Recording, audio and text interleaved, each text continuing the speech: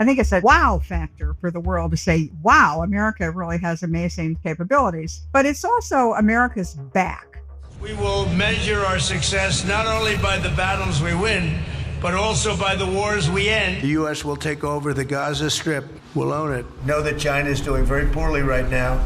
You're gambling with World War III. I was saved by God to make America great again. I'm Venetia Rainey, and this is Battlelines. It's Friday, 27th of June, 2025. It's been another mad week in Trumpland, where we've essentially been taken to the brink of World War III and then pulled back again. So let's start with a quick recap. On Saturday night, Trump bombed Iran. For analysis of that hugely significant attack, please do go back and listen to our Monday episode. On Sunday, Trump declared Tehran's decades-old nuclear program had been obliterated.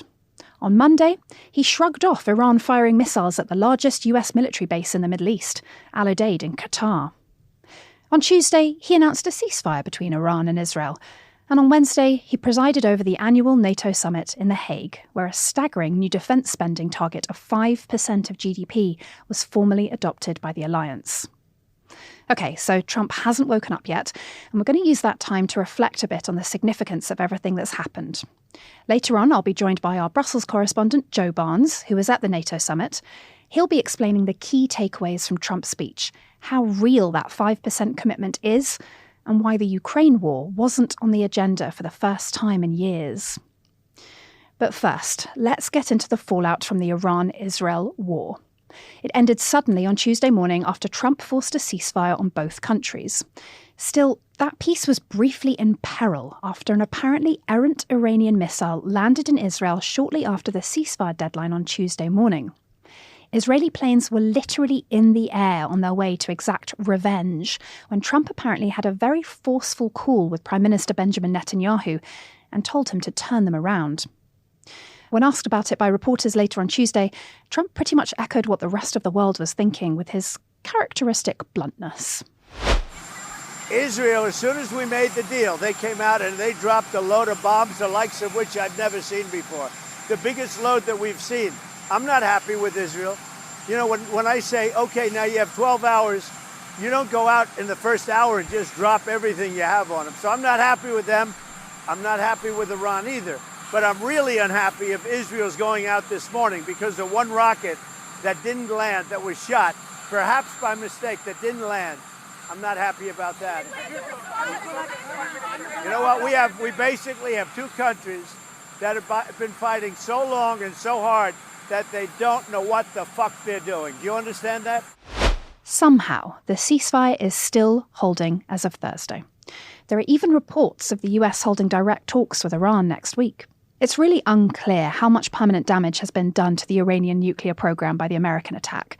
And in the US, there have been fears that America might be dragged into another Middle East forever war, especially among his isolationist MAGA base. So was it all worth it?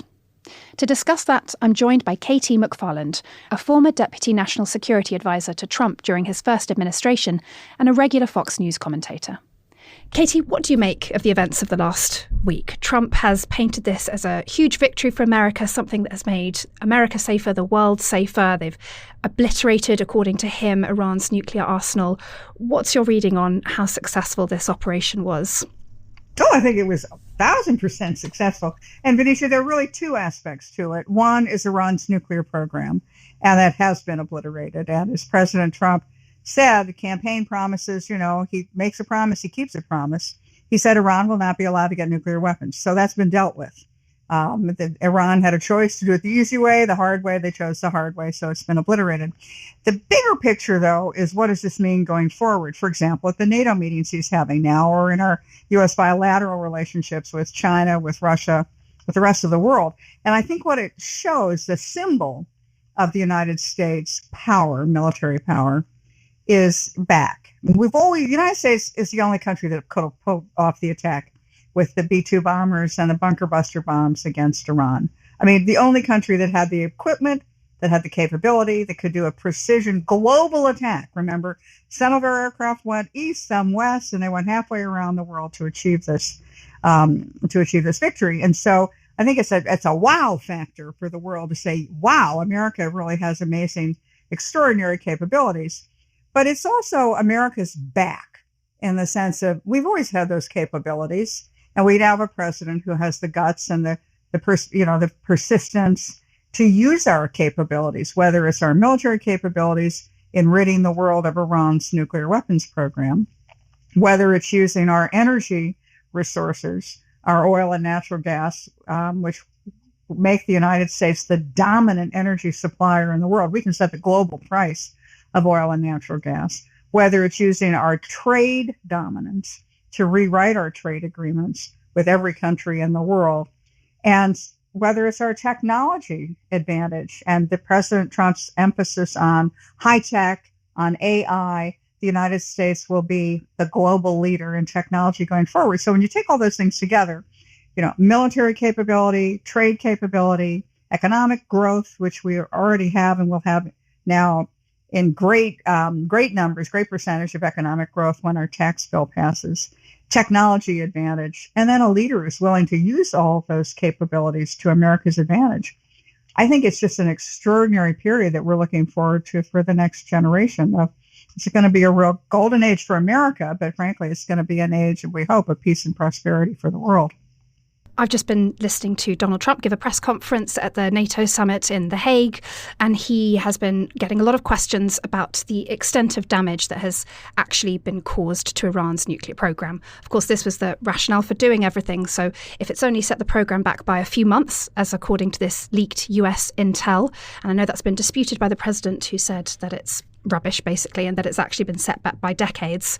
But expert opinion seems to suggest that decades is pretty far off, and it certainly hasn't completely destroyed it. No, I think that's wrong. No, I think, Venetia, I think that's wrong. If you listen to the head of the IAEA, he said that it's been a significant change. And the leaked intelligence report, which hasn't been confirmed, by the way, and is considered apparently on the top headline of the report, is from the Defense Intelligence Agency. We have 17 intelligence agencies. The Defense Intelligence Agency is the one with sort of the least credibility in these subjects. They've been wrong on most things in the past. But on the top of the leaked document, it apparently says low confidence in this intelligence. Now, low confidence in our intelligence, I mean, that's basically you overheard a rumor at a bar. This is something that's not confirmed by satellite technology, not confirmed by human intelligence, not confirmed by us listening in to conversations between those leaders. So you might as well just dismiss that. I would go with what the head of the International Atomic Energy Agency has given. And then I spent all day yesterday listening to briefings by nuclear experts, nuclear weapons experts. I taught nuclear weapons at MIT, so I know a little bit about the topic. And sounds to me like they've set it back significantly is an understatement. And remember, they're 14 of their 15 nuclear scientists and physicists and engineers have been assassinated in the last week by Israel. So even if they try to rebuild it, they don't have the personnel to rebuild it. You mentioned the IAEA and their chief, Rafael Grossi, and he has said that there's been significant damage, you're right, but he's also said that it hasn't completely destroyed their nuclear program, that they will be able to rebuild. That expertise is there. So was it worth it? Of course it was worth it, and they can rebuild it. Well, let's see what Iran wants to do. Iran, as President Trump said, you do this the easy way, you do this the hard way. And if Iran wants to rejoin the community of the nations, if Iran wants to have peace and prosperity for its people, it doesn't build its nuclear program. It doesn't go down the same failed road that it's already gone on now. Let's assume that there is some kind of a negotiation, that Iran does go to the negotiating table. They've asked to go to the negotiating table. So what kinds of things would they give up? Well, they would give up their nuclear programs. They would give up their centrifuges. They would agree to International Atomic Energy Agency inspections, for example. I think that one really promising indication that Iran is looking to, let's say, join the community of nations once again is that yesterday President Trump said that he would allow Iran to sell oil to China. Now, Iran has sanctions against sales to other countries. Other countries are not supposed to buy Iranian oil, and President Trump said he'd let it go forward. Now, what does that mean? That means that China is completely dependent upon Iranian oil. That's good for China. So we've given China a great advantage. and that it's good for Iran because without those oil sales, Iran's economy is in shatters. So I think we're already seeing early steps in what a negotiated solution might be. And I'm not giving a lot of credence to the people who just can't seem to think anything Donald Trump does right is good. And those people who say, well, it was a big mistake. Like, we'd have a very different conversation right now, Venetia, if we were talking about Iran has just detonated a nuclear weapon and proved that there are nuclear weapons power. It would be a really different world. I know you've been in the Situation Room with Trump. He's often depicted or comes across as quite instinctive, quite unfiltered. How much thought do you think he will have put into making this decision when it finally came last Saturday night? Well, first of all, Donald Trump has extraordinary instincts. I study all the journals. I go to all the lectures. I come out at a certain place. And I find out he comes out at the same place, but he kind of gets there by instinct. So his instincts are good. But I have been in the Situation Room with him. And and I was surprised because I'd been in the Situation Room as a very junior person in the Nixon and Ford and Reagan administrations, and as a senior person in the Trump administration. So I've seen presidents in action making those war and peace decisions. And I wasn't sure that Donald Trump would have the ability to do it. He'd never been in government before. He'd never, dealt with military deployments before. But I found when he was faced with a decision, for example, bombing the Syrian airfields to stop their chemical weapons attacks, he was a sober, thoughtful leader. He would go around the room. The White House Situation Room is like a great big dining room, and there's like a big dining room table, and he sits at one end. And he would go to the guy on the right, the guy on the left, go around the table. So he'd ask the Secretary of State, what are the prospects of a negotiated solution here? He'd ask the Secretary of Defense, what are our vulnerabilities in the region if Iran would counterattack? And then he'll ask the intelligence chiefs, what are you hearing about what's going on inside Iran? He'd ask the American ambassador to Israel, what do you hear about what's going on in Israel? So he goes around and takes like a situation report from everybody. And then he will then say, well, what do you think? What are the options that I've got here? And then they would give the options. And then he makes a very calculated decision. My guess is that early on, after Israel had taken out all the Hamas and the Houthis and the Hezbollah and the air defense systems, and that they had done their surgical strikes against Iranian military capabilities and facilities and officials, that we already had a plan. And it would be sort of a small, medium, or large plan. And Trump will weigh those things. He'll ask, I've heard him say, what could go wrong? A lot of leaders get in the Situation Room and all they can think about is what goes right. And they never think about the sort of unanticipated consequences of a military action. We know the military action would be successful, but they don't think through what would happen next. Trump always asks, okay, what could go wrong? What could really go wrong? What are the unanticipated things we're not thinking of? And he usually thinks of a lot of this stuff himself. So when he makes a decision, it's a very thoughtful, calculated decision, and then he lets the military carry it out. Now, what he may do is sort of sound like he's coming off the fly. But that's in a lot of ways his secret sauce to his success. He keeps them guessing. But I have found him in time and time again to be very thoughtful and very deliberate and extremely responsible. And if anything, a reluctant warrior. What do you make of the rationale behind this strike? It can't just be about the Iranian nuclear program. We've had warnings about this for years and years. Do you think he's been strong-armed to an extent by Benjamin Netanyahu, the Israeli prime minister? Or is this about sort of grabbing the attention after this long Israeli campaign against Iran? Well, Donald Trump, anybody who's met him, understand he's not strong-armed by anybody. So that's not what happened. I think that he had made a promise, as had many American presidents, going back to George W. Bush, Bill Clinton, Barack Obama, Joe Biden. Iran will not be allowed to get a nuclear weapon. And yet they did nothing to stop Iran's nuclear program. They had feckless negotiations. There was a seriously flawed Iran nuclear deal, which did nothing to stop Iran's nuclear program. And Trump was the only president who had the guts to do it. And again, America had the technology to do it. And the situation was as good as it was ever going to get, largely because of what Israel did first, as I said, of taking out Hezbollah, Hamas, the Houthis, the missile defense system. Israel was isolated in the region. President Trump's first trip, as in his second term, was to go visit all the Gulf Arab countries, the Saudis, UAE, Bahrain, et cetera, and kind of cement that U.S. alliance. So they were not going to enter a fight. We had close relations, obviously, with Israel freestanding. And then in addition, China and Russia, supposedly Iran's great allies, sat it out. They did not get involved. They didn't resupply. If anything, they were more conciliatory towards President Trump. If they came in on any side, it was on the Trump side. So I think that all the conditions were there. Iran had no ability to protect itself against anybody because its missile defense system was gone inside of Iran and outside of Iran. Iran had a very limited and degraded capability of offensive capability, in other words, of attacking U.S. interests or anybody else. Their missile systems had been degraded. Israel had bombed a lot of their missile launchers and missile depots, so that was degraded. Their economic situation was struggling. They have a population, there's 80% of their population is thought to be against what the mullahs are doing, and not for military purposes, not for Israel or nuclear purposes, but because the mullahs have been such, incompetence about managing the economy. So the situation was now or never. And it was an ideal situation where the risk to the United States was there, but it was a greatly reduced risk. And so Donald Trump took the shot. To what extent do you think the American public agrees with him on all of that? He came into power on the promise of ending wars, not starting them. And this did carry a significant risk of starting, frankly, World War III. We know a recent YouGov poll found that only 16% of Americans think the US should get involved in the conflict between Iran and Israel. And of course, the MAGA movement, they have this restrainer element. Steve Bannon has been on his War Room podcast repeatedly saying we're about to be dragged into another forever war. How has he managed to sell this to his base and to the American public? So I think Venetia, he's threaded the needle. So on one hand, Iran is not going to be allowed to have nuclear weapons. And on the other hand, the United States is not going to be dragged into another forever war, especially one in the Middle East. How do you sort of make sure that both of those things pertain? Okay, so he did a one and done attack against Iran's nuclear sites. And again, as I just explained, he minimized the risk of retaliation to the United States or to anybody else.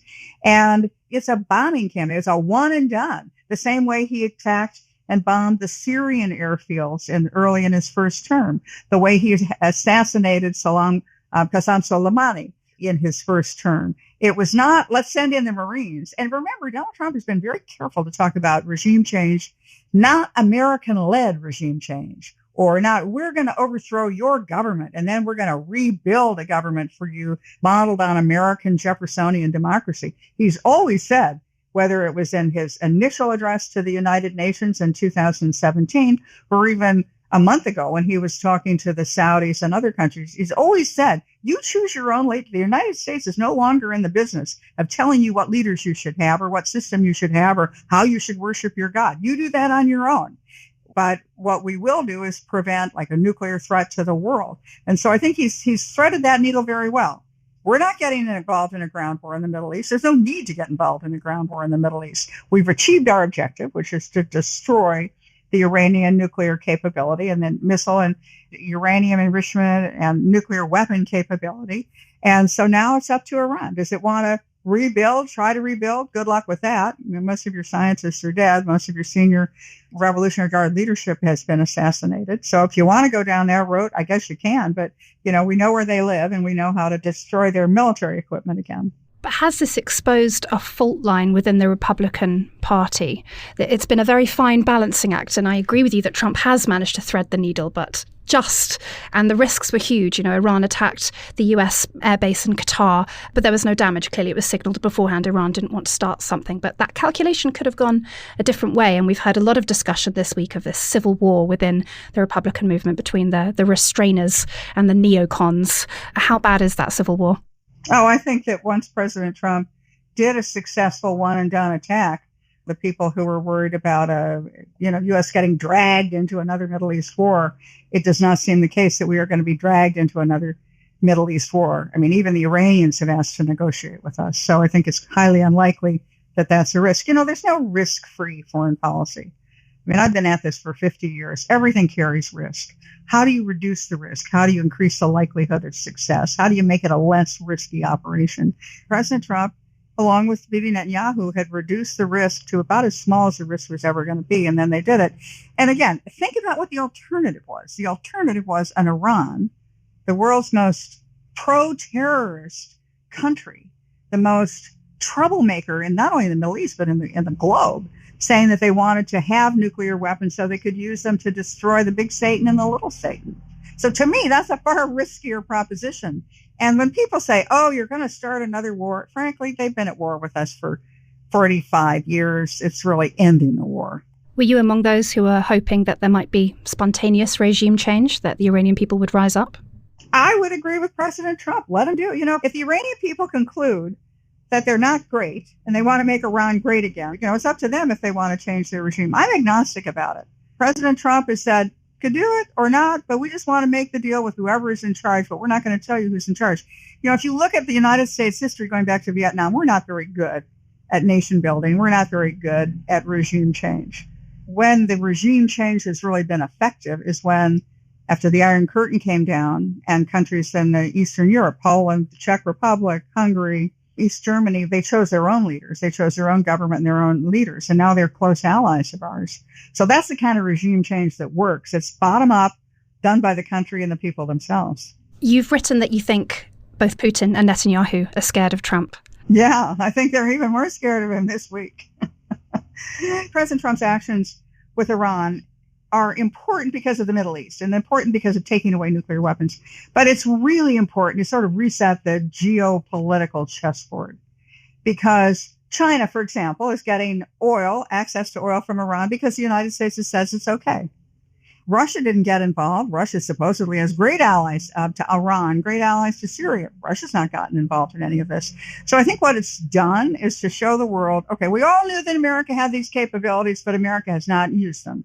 America has been sort of shy about exercising its power. And now there's a president who is willing to exercise American power. He's not shy about it at all. He's proud of it. And he's putting American interests first. And so if we have anybody in the world to fear, it's an America under Donald Trump. Not because he's going to do anything erratic or bad. It's because he's going to put America's interests first. How do you rate his chances of ending the two major wars that have been ongoing since he took presidency in Ukraine and in Gaza? What are the big problems that the United States has, the sort of intractable issues? One is China-Taiwan. The other is Russia-Ukraine. And the other is Iran's nuclear weapons, Iran-Israel, shall we say. And Gaza, I would say, is a subset of that. And of the three, which is the easiest one to solve, well, they're all almost impossible to solve. But the first one, and the one that could be solved, is the one that I think he's working on now, which is Iran nuclear weapons. Again, Gaza is a subset of the Iranians. Once Iran stops supporting Hamas, Hamas has really no choice. And if I were somebody advising Hamas, I would say to them, look, you've got some hostages. You better darn well make sure they're in good health and good spirits, because that's your only trade. That's your only card left. And the United States and Israel wants its hostages back. So don't harm a hair on the head of any of those if you want to have a long life experience, shall we say, wherever it is in the Middle East. So once Gaza and Iran are solved, and again, they're hard, but not impossible, then I think Putin and Ukraine, then Putin understands, okay, new sheriff in town, and that's Donald J. Trump, and he wants a deal. And then I think Xi Jinping particularly understands new sheriff in town. One final question. Do you agree with some of Trump supporters like Marjorie Taylor Greene that Trump is focusing too much on foreign policy and not enough on solving problems at home? President Trump is trying to do everything all at once, and that's because things have gotten so bad. Certainly, Iran was a ticking time bomb, not a bad joke, not a bad pun, but literally a ticking time bomb. Time was running out to deal with it, so he dealt with it. At home, we have something called the Big Beautiful Bill, which is a tax budget bill. When it is passed, it's already passed the House of Representatives, has to pass the United States Senate, which is thought to be happening in the next couple of days. And then it goes to the president's desk for signature, and then it becomes law. And what that does, it'll just give the United States economy a boost, a huge boost. We're already the fastest growing economy in the developed world.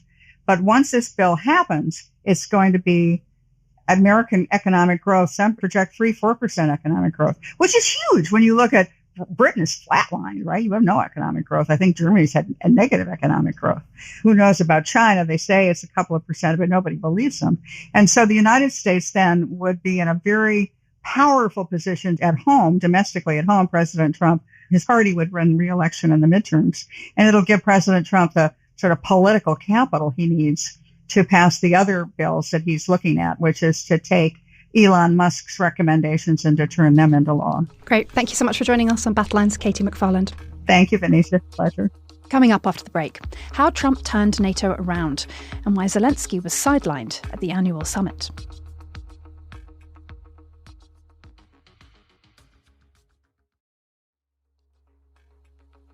Welcome back. Now, the other big story this week in world news was NATO. The transatlantic military alliance held its annual summit this week in The Hague, and quite frankly, it was all about Donald Trump. From NATO Secretary-General Mark Rutte calling him daddy, to journalists being described as scum, to a surprisingly compassionate exchange with a Ukrainian reporter, here are some of the highlights.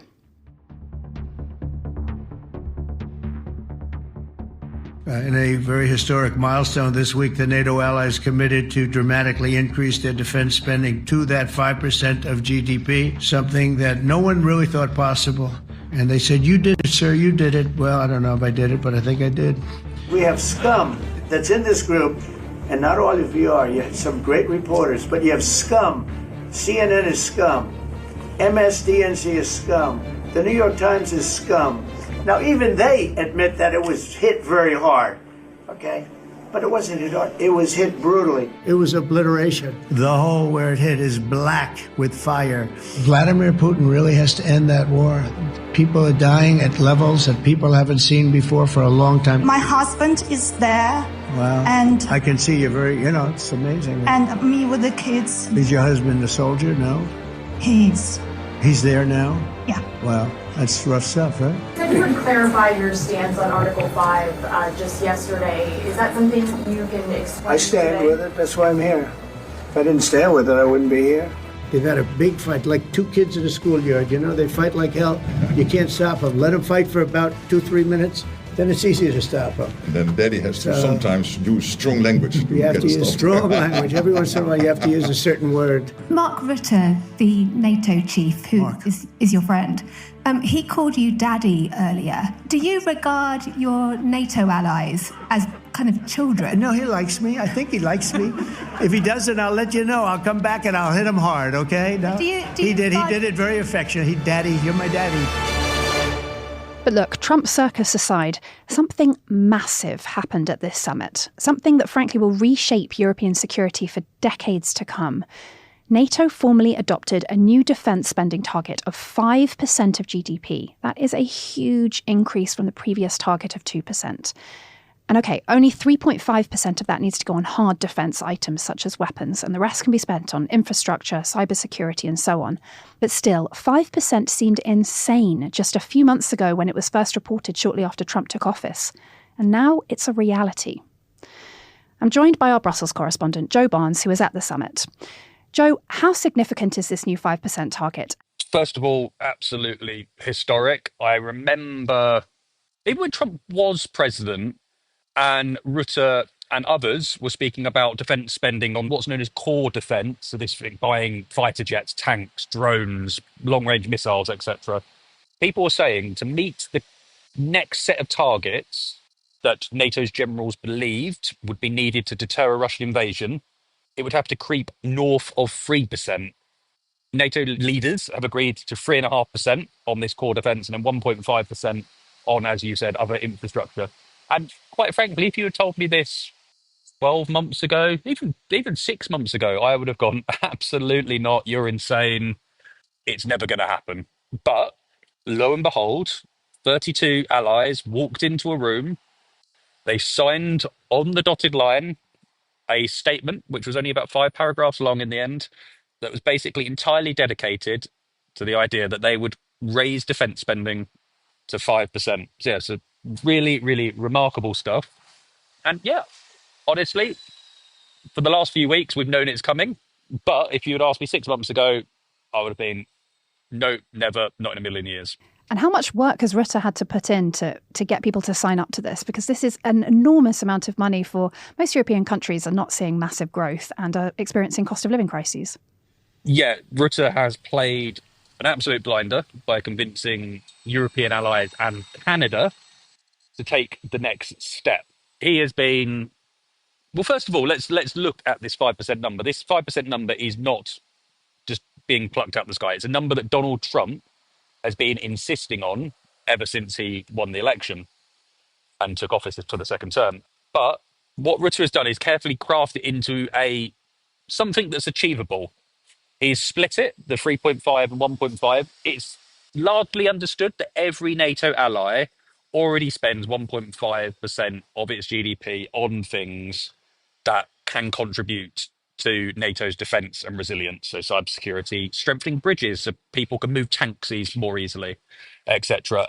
That's already done. That's in the back of the net. So that's a really clever way of getting that 5% number and making it more achievable. The 3.5% is going to be slightly trickier, but I think he just made the argument that if Europe wants America to come and defend it from a Russian invasion, they have to do something to win over Donald Trump. Because he entered this summit in The Hague talking quite interestingly about Article 5, NATO's mutual defence clause, that idea that an attack on one is an attack on all and everyone will club together and help each other out. He basically said it's open to interpretation, essentially casting doubt over whether America would defend its allies. But he walked away signing a statement which said America is ironclad in its commitment to Article 5. He used words like, I'm all in, I'm with Europe, I'm with Canada, departing the summit. So ultimately, whatever Mark Rutte has done in his sort of diplomatic tightrope walking to sort of please Donald Trump and get European leaders to please Donald Trump has worked, because Donald Trump has left almost in love with NATO. It's given him a swan song. Every leader sort of walked around the table. I think there was 32 leaders in the room. Everyone spoke, and the majority of them praised Donald Trump for their decision to move defence spending to 5%, saying things like, no other president in the history of the United States could have convinced Europe to spend this big on defence. Sort of all-out flattery, but it worked, and now Donald Trump is in love with NATO, which is something, again, I would have never have thought would have happened. So that's the sort of the public face of this NATO summit, right? But you were there and you cover Europe and security and the Ukraine war and the way different European countries feel about the Ukraine war and European involvement in it on a regular basis for us at The Telegraph. What was going on behind closed doors? We know that Spain was publicly called out for trying to get some kind of exemption from the clause. We know that places like Poland already spend 4% on hard military spending and presumably want things to move a lot faster than the decade time limit that this has been given. On the divisions, really interesting stuff. So before the summit, the only one outlier in the public eye was Spain. Pedro Sanchez essentially said, look, we're not going to sign up to this 5% target. We want an exemption from it.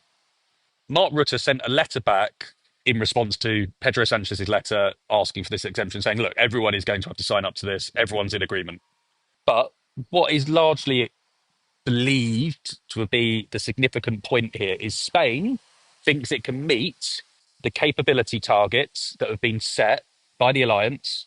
So that those things that are needed to deter a Russian invasion, Spain thinks it can hit it by staying at its 2.1% of GDP projected target for defence spending. Rutte has basically said, well, fine, sign the statement and we'll check if you're doing that in 2029, which is a date that was inserted in the text as a review point. So if Spain is satisfying all of its capability targets that have been set for it by spending 2.1%, everyone will probably go, you know what, fair play. Maybe we can do that too. There are obviously a few other countries who don't want to spend money. You could say, look at the Italians, the Belgians. The Belgians said, well, if Spain has an exemption, we want an exemption too. But everyone rode in behind the figure of 5%, knowing what was on stake, Donald Trump's support for NATO. And interestingly, Pedro Sanchez, while in the room speaking to leaders, did not mention the issue of percentages at all. He just said, he spoke about how important it was for NATO allies to hit their capability targets. But he reinforced on the idea, let's be as strong as possible and hit these targets the generals have set so that we can deter a Russian invasion. And were there any countries that feel like there's too much wiggle room in there for European countries? You know, places like Poland, the Baltic states, where they're already spending a lot of money and take the threat of imminent Russian aggression much more seriously. Yeah, so actually there are countries, as you mentioned, Poland, the Baltic states. I think the Lithuanian president was saying that the set date of this, which is a decade's time, 2035, is not quick enough. They cited a recent sort of intervention by Germany's top general who said Russia could be ready to invade a NATO country within 5 years. And they said, look, you're too slow. Let's hit it quicker. Let's hit it faster. But ultimately, I think to build that consensus, NATO had to throw in some wiggle room. And Britain was actually one of the countries that was pushing for this extra wiggle room. Before the summit, before the text was essentially agreed, the envisaged date for hitting this 5% target was 2032. Britain, from the very beginning, had been pushing for 2035. Italy was looking for 2035. Basically, they were saying we need as much flexibility to hit this target because our public finances don't really allow for us to spend 5% of GDP on defence and defence related stuff that quickly. And ultimately, their argument came across and it basically allowed other countries to say, look, we want that flexibility too, but a lot of them are going to try and hit it faster. So Germany said it was going to hit its 3.5% of GDP on hard defence and 1.5% of GDP on defence related spending by 2029. That's what, 6 years ahead of Britain hitting 5%.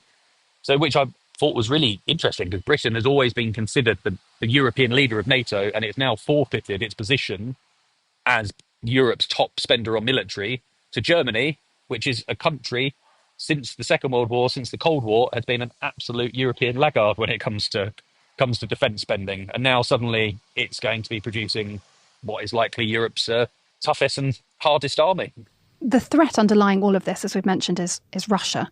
But Ukraine, the country that was invaded by Russia in 2022 and is still fighting a war for its own survival today, Ukraine was basically absent from the NATO summit, and Trump had a behind closed doors meeting with Zelensky. Zelensky didn't speak like at previous summits. What was the thinking behind all of that, and how were European members reacting to it? Zelensky's invitation to the Hague and the way that he interacted with certain parts of the summit was carefully choreographed because of the reality of what happened in the Oval Office and that spat between President Trump and President Zelensky, which ended up with Donald Trump withdrawing military aid, intelligence support for Ukraine. Mark Rutte and other sort of Europeans were insistent that Zelensky had to be there. But they said, look, Vladimir, as much as we like you, as much as we support you, we think we should limit your interactions with Donald Trump because you know what could happen. And we don't want a NATO summit, which is all about sort of NATO unity, support for Ukraine, basically descending into a row, into a fight. And we want to really limit the chance of that happening. So, Vladimir, you're going to sit this one out, which is different because in Washington, in Vilnius, and I think via video link in Madrid, the last 3 NATO summits, Volodymyr Zelensky has addressed leaders in what is known as the North Atlantic Council format. So that's all 32 NATO allies. He either videoed in or was in the room and able to address leaders. This time, didn't happen. He attended the dinner with the king and the Dutch royal family the night before, but he was then solely left to have bilateral meetings on the fringes of the summit, not actually involved himself. But that didn't stop him from he met with Keir Starmer and other European allies. He had that meeting with Trump. And actually, if you look at Donald Trump's words in his post-summit press conference, he was full of praise for Zelensky. And he said the meeting went really well. He said that while Zelensky was hard work, he was a brave guy fighting a really tough war. He said, look, I'm going to get on the phone to Vladimir Putin. So I think Vladimir Putin's been the difficult party. So actually, whatever happens, there is some positive outcomes for Zelensky to take away because Donald Trump is siding with Ukraine at the moment rather than Russia in his effort to sort of bring an end to this more than 3 year war now. No condemnation of Russian aggression in the final NATO communique, right? I mean, it mentions the long-term threat posed by Russia to Euro-Atlantic security, reaffirms the need to provide enduring support to Ukraine, but doesn't condemn Russian aggression, which is different from previous NATO summits. How did that go down? Yeah, really, really interesting. And this I could actually say was a Telegraph exclusive. I managed to get hold of the communique just as it had been put under the noses of leaders. A source of mine managed to snap a picture and send it to me. Just get it put on a table in front of one of the leaders in the North Atlantic Council, which was very helpful. And yeah, what stuck out was it reaffirmed that NATO allies were squarely behind Ukraine, but it did not make any reference why they were supporting Ukraine. And that was simply, again, a concession by Europeans because they needed to get Donald Trump to sign up to a statement that says he is squarely behind Article 5 and this mutual defence clause. If we look back to other international statements since Donald Trump has taken office, and I think most notably a statement at the United Nations, he refused to sign off on it, or America refused to sign off on it, because it basically put the blame on Russia for the invasion. And he refers to it as the Ukraine crisis. He doesn't want to blame Russia for the invasion because he feels that will scupper his diplomatic efforts with Vladimir Putin. So sort of very important nuance there. Even if the Europeans didn't like it, they had to go along with it because they wanted to get Donald Trump on side to make sure that they had his support for Europe rather than Ukraine, which ultimately Ukraine is not a NATO ally. I wouldn't say quite throwing Ukraine under the bus, but they are acknowledging how much they need America to protect them from Russia. And it might take a little bit more of an importance than him blaming Russia for the invasion. So leaders' language after the summit. So Keir Starmer said, look, we haven't changed. We still think Russia's to blame. Mark Rutte said the same, but Donald Trump didn't, called it the Ukraine crisis. But he did say Vladimir Putin had to do more to stop the war, and he would get on the phone to him to do that.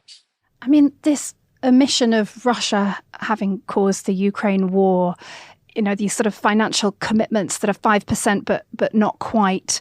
Rutte's fawning text message to Trump, you've achieved great things, you'll achieve more great things. It was very much the Trump show, right? Did it make the NATO summit feel like a little bit of a farce? It was called the Hague Investment Pledge, but we could have renamed it and called it the Trump Investment Pledge. It was all about Donald Trump, and it was quite sick and bizarre at times. You and many of our listeners will have probably already seen that at one point, Mark Rutte and Donald Trump were having a sit down, and there was this normal sort of press huddle around them. And Donald Trump was speaking about Israel and Iran fighting it out, sort of comparing their war to two children having a fight in the school playground, the need to let them fight for a couple of minutes before you split them up. And at one point, Mark Rutte actually interrupted and said, yes, daddy sometimes has to use tough language. So it could be described as the Daddy Trump summit. And that was just really bizarre. But ultimately, whatever tactic and sort of ultimate top shelf flattery of Donald Trump, it has worked. And it will be hailed as success because, as sick and bizarre as it is, he has left doing something that he didn't do before, and that is saying that he supports Article 5. So whatever language leaders use to preen Donald Trump and allow him his peacock moment has worked. And I can't really say, as weird as it is, it's worked, and it's a diplomatic tactic that I'm sure many others will employ and deploy in the future going forward now, because it is clearly seen as the tactic for handling Donald Trump. Do you think NATO is now safe? We've heard so many, veiled threats to NATO's relevance from Trump and other American officials, even the spectre that the US might pull out of NATO at some point. Has Mark Rutte saved NATO?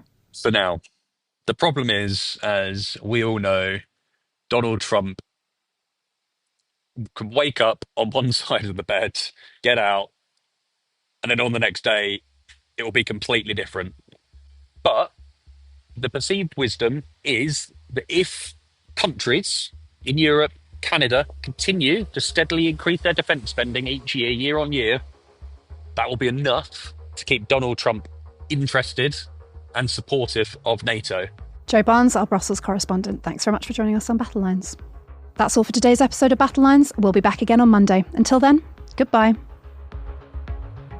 Battlelines is an original podcast from The Telegraph, created by David Knowles and hosted by me, Venetia Rainey, and Roland Oliphant. If you appreciated this podcast, please consider following Battlelines on your preferred podcast app. And if you have a moment, leave a review, as it really helps others find the show. To stay on top of all of our news, subscribe to The Telegraph, sign up to our Dispatches newsletter, or listen to our sister podcast, Ukraine the Latest. You can get in touch directly by emailing battlelines@telegraph.co.uk or contact us on X. You can find our handles in the show notes. The producer is Peter Shevlin. The executive producer is Louisa Wells.